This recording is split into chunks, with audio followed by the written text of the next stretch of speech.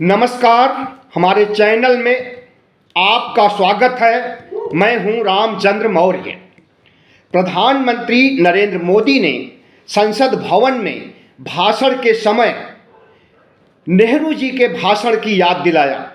65 साल पहले देश के प्रथम प्रधानमंत्री पंडित जवाहरलाल नेहरू ने जब लाल किले से 15 अगस्त 1959 को भाषण दिया था तो उसको कोड किया आज के प्रधानमंत्री नरेंद्र मोदी ने और कहा कि 65 साल पहले नेहरू जी ने जो भाषण दिया था उसमें उन्होंने भारतीयों को कामचोर, आलसी और निकम्मा कहा। भारतीयों की क्षमता, योग्यता पर पूर्व प्रधानमंत्री नेहरू का विश्वास नहीं था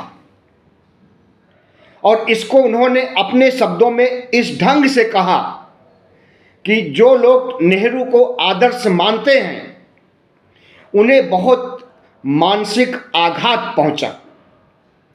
और जब इसकी फैक्ट चेकिंग की गई तो प्रधानमंत्री नरेंद्र मोदी का बयान ही फेक निकला। उन्होंने कहीं भी आलसी, कामचोर या निकम्मा इस देश की जनता को नहीं कहा है। उन्होंने कहा था कि दूसरे देश, विकसित देश में जितनी मेहनत लोग करते हैं उसी ढंग से हमें भी मेहनत करना चाहिए आगे बढ़ने के लिए, विकास करने के लिए। उन्होंने इस चीज़ का उदाहरण दिया था। दूसरे देशों के लोगों की तुलना में कहा कि उनकी तुलना में हम लोग कम मेहनत करते हैं, हमें ज़्यादा मेहनत करना चाहिए। और इस चीज़ को प्रधानमंत्री नरेंद्र मोदी ने अपने ढंग से पेश किया, अपनी सांप्रदायिक मानसिकता और नेहरू विरोधी मानसिकता के तहत पेश किया संसद भवन में। कांग्रेस ने इसका विरोध किया और प्रियंका गांधी ने उस समय के भाषण को ही वायरल कर दिया, जिससे प्रधानमंत्री नरेंद्र मोदी की किरकिरी हो रही है। उस भाषण के आधार पर नेहरू को महापुरुष, युग पुरुष कुछ भी कहा जा सकता है। विकसित भारत का सपना देखने वाले, विकास के लिए इंफ्रास्ट्रक्चर खड़ा करने वाले नेहरू जी को अगर प्रधानमंत्री नरेंद्र मोदी झूठ की बिसात पर निशाना बनाना चाहते हैं तो इसका दंड उन्हें मिलेगा और उनकी जग हंसाई होगी। आज प्रधानमंत्री नरेंद्र मोदी के तमाम नेहरू विरोधी बयान वायरल हो रहे हैं, जिसमें प्रधानमंत्री की छीछा लेदर की जा रही है। नेहरू ने तो देश का अपमान नहीं किया था, लेकिन आज के प्रधानमंत्री नरेंद्र मोदी ताइवान गए हुए थे तो वहां पर उन्होंने कहा था भारत भी कैसा देश है यारो, पर पिछले जन्म में पता नहीं कौन सा कर्म किया था कि मैं भारत में पैदा हो गया, अब तो रहना ही पड़ेगा।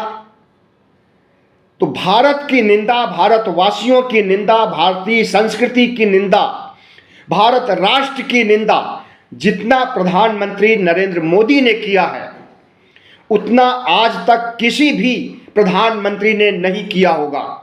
14 प्रधानमंत्री रह चुके हैं नरेंद्र मोदी के पहले, किसी ने भी भारत और भारतीयों की निंदा नहीं किया। लेकिन प्रधानमंत्री भारत की निंदा करने में भी आगे हैं और नेहरू को के पीछे तो हाथ धो करके सिर्फ नरेंद्र मोदी ही नहीं, पूरा भगवा गैंग, आईटी सेल, गोदी मीडिया, आरएसएस नेहरू को गालियां देता है।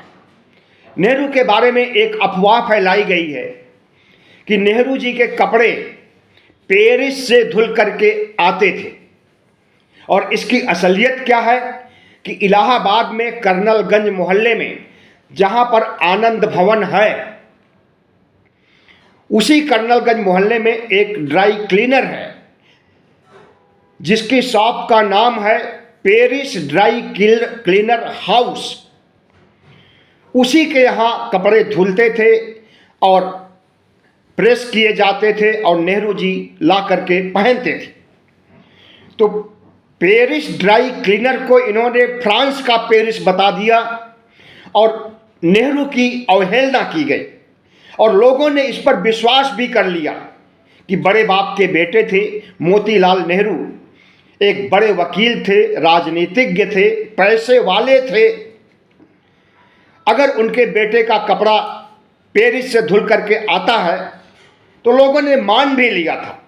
लेकिन अब जिन लोगों ने माना था नरेंद्र मोदी और इनकी भगवा टीम की बात को, आज उन्हें पश्चाताप हो रहा है और आज इस बात के लिए भी पश्चाताप हो रहा है कि इस देश के किसी भी प्रधानमंत्री ने पंडित नेहरू को बुरा भला नहीं कहा है। लेकिन प्रधानमंत्री नरेंद्र मोदी नेहरू की लकीर को मिटा करके अपनी लकीर खड़ी करना चाहते हैं और नेहरू से बड़ी लकीर खड़ी करना चाहते हैं। कौन मना किया है कि आप लकीर ना खड़ी करिए, लेकिन नेहरू की लकीर को मिटाना क्या आपके बूते की बात है? क्या भगवा गैंग आरएसएस के बूते की बात है? कतई नहीं।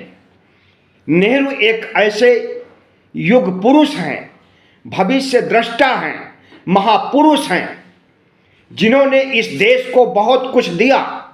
इस देश का इंफ्रास्ट्रक्चर, विकास का पूरा इंफ्रास्ट्रक्चर नेहरू की देन है और उसी इंफ्रास्ट्रक्चर और उन्हीं की बनाई हुई कंपनियों को बेच करके अडानी अंबानी को माला माल करने का काम आज के प्रधानमंत्री ने किया है, जो नेहरू को गालियां दे रहे हैं, फप्तियां कस रहे हैं और उन्हें बदनाम करने की पूरी कोशिश कर रहे हैं।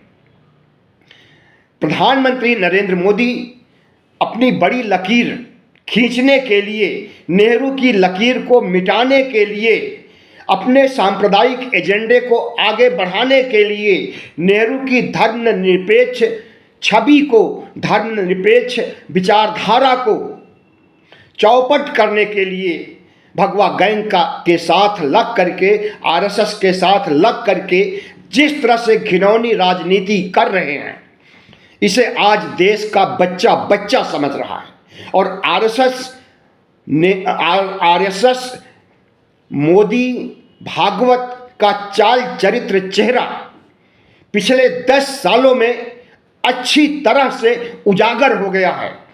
ये लोग अपने को सांप्रदायिक जुनून में मग्न किए रहते हैं और कहते हैं कि सांस्कृतिक विचारधारा के प्रणेता हैं मोहन भागवत। लेकिन मोहन भागवत जितना पाखंडी, अंधविश्वासी, वर्ण व्यवस्था के समर्थक, महिलाओं के विरोधी, ओबीसी, एससी, एसटी के विरोधी, मनुस्मृति के समर्थक और इस देश के साझा संस्कृति के खिलाफ सोच रखते हैं, मोहन भागवत और मोदी, इनकी सोच और इनके चाल चरित्र चेहरे उजागर हो चुके हैं इन 10 वर्षों में। मुसलमानों के प्रति नरेंद्र मोदी की क्या सोच है, भगवा गैंग की क्या सोच है, हिंदू तथा कथित हिंदू राष्ट्रवादियों की क्या सोच है, गोदी मीडिया आईटी सेल की क्या सोच है, उसे आप आए दिन देखते सुनते होंगे। लेकिन यह गैंग जो दुष्प्रचार करता है, जब उसकी कलाई खुल जाती है तब वह मुंह दिखाने लायक नहीं होता। लेकिन बेशर्म इतने हैं कि मुंह दिखाने के लिए हमेशा टीवी पर और तमाम मंचों पर इकट्ठा हो जाते हैं। शर्म नाम की कोई चीज नहीं है, बड़े बेशर्म हैं भगवा गैंग के लोग। प्रधानमंत्री नरेंद्र मोदी जिस तरह से हमले करते हैं नेहरू के ऊपर और सरदार पटेल को युग पुरुष, भविष्य दृष्टा और राष्ट्र निर्माता के रूप में पेश करते हैं, उसकी भी एक वानगी देख लीजिए। सबसे बड़ी आपत्ति नरेंद्र मोदी की यही है कि पंडित नेहरू को प्रधानमंत्री क्यों बनाया महात्मा गांधी ने। और महात्मा गांधी ने अगर प्रधानमंत्री पद की पेशकश किया तो नेहरू ने क्यों शपथ ग्रहण किया और पहला प्रधानमंत्री तो सरदार पटेल को बनाया जाना चाहिए था। लेकिन इन छोटी सोच के लोगों को सोचना चाहिए। और हम बता दें कि 1951-52 में पहला चुनाव हुआ था लोकसभा का, और उस समय कांग्रेस पार्टी जीत करके आई थी और पंडित नेहरू को प्रधानमंत्री बनाया गया था। 1951-52 के पहले 1950 में ही सरदार पटेल का देहांत हो गया था। तो क्या एक मरे हुए इंसान को 1951-52 में प्रधानमंत्री बनाया जा सकता है? आप खुद सोचिए इस पर कि ये लोग कितने गंदी सोच, गंदी मानसिकता वाले हैं, जो कि नेहरू को बदनाम करने के लिए नेहरू के प्रधानमंत्री पद पर उंगली उठाते हैं और इस तरह की बातें करते हैं कि सरदार पटेल को प्रधानमंत्री क्यों नहीं बनाया गया। नेहरू की स्मृतियों को नष्ट करने में प्रधानमंत्री नरेंद्र मोदी बहुत आगे निकल चुके हैं। दिल्ली में 3 मूर्ति भवन का नाम आपने सुना होगा। दिल्ली में वही निवास था पूर्व प्रधानमंत्री नेहरू जी का, और जो उनका मूल निवास था वो इलाहाबाद में था, आनंद भवन में। तो त्रिमूर्ति भवन को नेहरू जी के मृत्यु के बाद एक संग्रहालय के रूप में बना दिया गया, जिसमें नेहरू जी से संबंधित तमाम सामान, कलाकृतियां, उनकी यादगार से जुड़ी चीजें सुरक्षित रखी गई हैं। उस संग्रहालय को का नाम बदल दिया और उसे प्रधानमंत्रियों का संग्रहालय बना दिया गया। जितने भी 14 प्रधानमंत्री रह चुके हैं उन सब की सोच और उनसे जुड़े हुए प्रतीकों को वहां पर स्थापित किया गया है। 14 अन्य प्रधानमंत्रियों का कहीं अलग से भी संग्रहालय बनाया जा सकता था, या राष्ट्रीय संग्रहालय परिसर में भी उन्हें स्थान दिया जा सकता था। लेकिन 3 मूर्ति भवन और नेहरू से जुड़ी चीज़ों, नेहरू से जुड़े संग्रहालय को तहस नहस करने की जो मानसिकता प्रधानमंत्री के अंदर है, उसको अंजाम दिया गया। इसी तरह से तमाम ऐसी चीज़ें जो कि प्रधानमंत्री नेहरू के नाम पर थी, उनके नाम बदले गए हैं। नेहरू की विचारधारा को बदनाम किया जाता है और आरएसएस की विचारधारा को आगे बढ़ाया जाता है। नेहरू की विचारधारा के बारे में आप जानेंगे तो आपको ताज्जुब होगा। पूर्व प्रधानमंत्री या प्रथम प्रधानमंत्री पंडित जवाहरलाल नेहरू नास्तिक थे। उनका ईश्वर से, धर्मांधता से, सांप्रदायिकता से दूर दूर तक कोई रिश्ता नहीं था। उन्होंने एक बार, किसी ने सवाल किया कि पंडित जी आप भगवान को क्यों नहीं मानते हैं, तो उन्होंने कहा था अगर कोई भगवान है तो वो अपना काम करे और हम अपना काम कर रहे हैं, और हम समझते हैं कि भगवान हमारे काम में कोई बाधा न उत्पन्न करे, कोई दखल न दे, और हम उसके काम में कोई दखल नहीं दें। नास्तिक विचारधारा के थे, और सच पूछिए तो वह बुद्धिस्ट थे। आप डिस्कवरी ऑफ इंडिया पढ़िए, एक बार जरूर पढ़िए। उसमें बुद्धिज्म के सारे सिद्धांत भरे हुए हैं, बुद्ध का नाम भी है। हिंदू धर्म और सनातन संस्कृति के बारे में आपको उतना नहीं मिलेगा जितना कि आपको बौद्ध दर्शन के बारे में मिलेगा, बौद्ध धर्म के बारे में मिलेगा, तथागत बुद्ध के बारे में मिलेगा। डिस्कवरी ऑफ इंडिया, जिसे प्रधानमंत्री नेहरू ने जेल में लिखा था, 10 साल तक जेल में रहे हैं नेहरू जी। इस देश के लिए आज़ादी की लड़ाई में उनका जितना बड़ा योगदान रहा है, शायद गांधी के बाद दूसरे ऐसे ही कद्दावर पुरुष थे, युग पुरुष थे, जिनका कि योगदान आज़ादी की लड़ाई में रहा है। तो जब जेल में थे तो उस समय उन्होंने डिस्कवरी ऑफ इंडिया लिखा था, भारत की खोज, और उसमें उन्होंने इतिहास, संस्कृति, भूगोल सब कुछ समाहित किया हुआ है।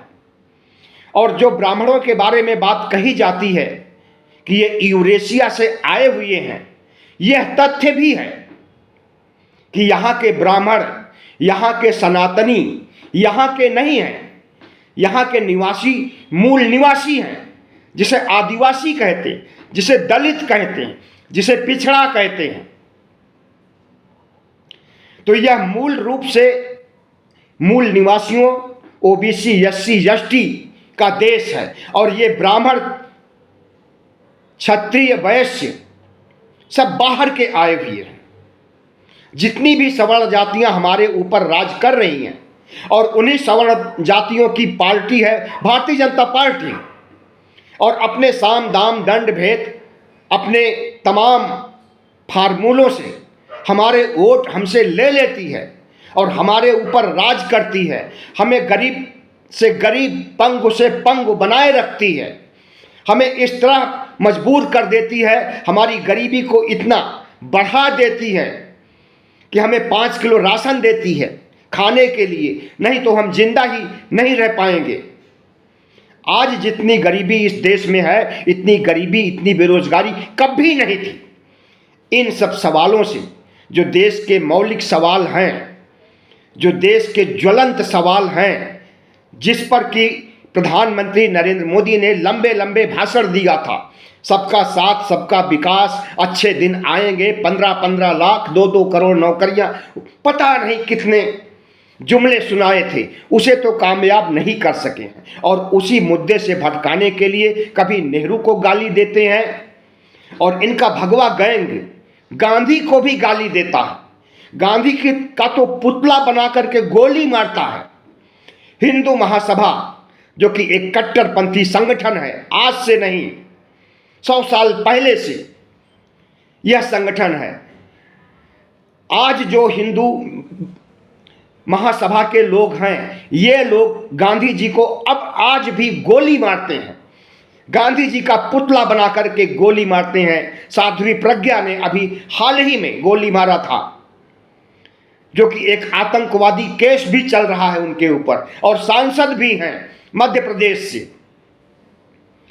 तो नेहरू की विचारधारा को भी इसी तरह से मारा जा रहा है जैसे गांधी और गांधी की विचारधारा को रौंदा जा चुका है।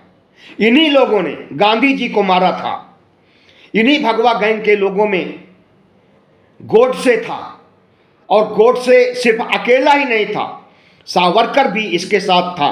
रणनीति बनाने का काम, षड्यंत्र बनाने का काम सावरकर का ही था, लेकिन सबूत नहीं मिला, इसलिए वो बच गया। नहीं वो देशद्रोही कमबख्त जेल में होता या फिर फांसी पर चढ़ा दिया गया होता। तो भगवा गैंग के लोगों को जब से आरएसएस बना है, हिंदू राष्ट्र बनाने का बहुत बड़ा सपना है, और उसी सपने को अंजाम देने के लिए गांधी जी को छोटा दिखाया जाता है, नेहरू को छोटा दिखाया जाता है, और भगवा विचारधारा को, आरएसएस की विचारधारा को, आरएसएस के हिंदुत्व को आगे दिखाया जाता है। इसी रणनीति का हिस्सा है। गांधी को गाली दो, गांधी को गोली मारो, गांधी के पुतले को गोली मारो, नेहरू की विचारधारा को गोली मारो, नेहरू को बदनाम करो, नेहरू को गालियां दो। और इस काम में हमारे आज के प्रधानमंत्री बखूबी अंजाम दे रहे हैं इस काम को। एक सबसे बड़े संवैधानिक पद पर बैठे हुए हैं। इस देश के 140 करोड़ लोगों ने उन्हें चुना है, प्रधानमंत्री बनाया है, 2-2 बार प्रधानमंत्री बनाया है। और यह शख्स इतना असंवेदनशील बातें कहता है, इतनी फेक खबर को तवज्जो देता है। यह शख्स गांधी जी, नेहरू जी के इंफ्रास्ट्रक्चर को खत्म कर दिया, बेच दिया, देश को बेच दिया, अगर नेहरू जी इंफ्रास्ट्रक्चर नहीं खड़ा किए होते तो तुम क्या बेच करके अडानी अंबानी की झोली भरते? सवाल पूछा जाना चाहिए। तो जिस तरह से प्रधानमंत्री नरेंद्र मोदी नेहरू जी को बदनाम कर रहे हैं और भगवा गैंग के लोग महात्मा गांधी को बदनाम कर रहे हैं, इसके पीछे की सोच कि सांप्रदायिक सोच को आगे बढ़ाना है, धर्मनिरपेक्ष सोच को, धर्मनिरपेक्षता को पीछे ढकेलना है। पीछे ही नहीं ढकेलना है, रसातल में ढकेल देना है। धर्मनिरपेक्ष भारत अब नहीं रह पाएगा। यह देश राजतंत्र बनने जा रहा है, हिंदू राष्ट्र बनने जा रहा है। तो धर्मनिरपेक्षता इन्हें नहीं पच रही है, आज से नहीं, आजादी के बाद से ही, या यूं कहें कि जब से आरएसएस का गठन हुआ है, तो हिंदू राष्ट्र के लिए ही गठन किया गया था 1925 में। तभी से ये हिंदू राष्ट्र बनाना चाहते हैं, लेकिन 100 साल पूरे होने को हैं, 98 साल बीत चुके हैं, 2 साल बाकी है। इन्हीं 2 सालों में ये नेहरू विचारधारा, गांधीवादी विचारधारा, अंबेडकर की विचारधारा को रौंदते हुए आगे निकलना चाहते हैं और सांप्रदायिकता की लकीर को सबसे बड़ी लकीर बनाना चाहते हैं। इसी उद्देश्य से कभी गांधी की हत्या की जाती है, गांधी के पुतले की हत्या की जाती है, नेहरू की विचारधारा की हत्या की जाती है, और अंबेडकर की मूर्तियां खंड खंड की जाती हैं इन्हीं सांप्रदायिक शक्तियों के द्वारा, इन्हीं सनातन धर्म के कट्टरपंथियों के द्वारा। अंत में हम 3 सवाल पूछेंगे। प्रधानमंत्री नरेंद्र मोदी इस देश को किस अंधेरी गुफा की ओर ले जा रहे हैं? वो अंधेरी गुफा ऐसी है जहां जाने का तो रास्ता है, लेकिन लौटने का रास्ता नहीं है। उस अंधेरी गुफा के आगे मनुस्मृति युग है। उस अंधेरी गुफा के आगे हजारों साल पहले की वर्ण व्यवस्था है, अन्याय है, अत्याचार है, गुलामी है। क्या इस देश के 140 करोड़ लोग अंधेरी गुफा में जाना चाहेंगे?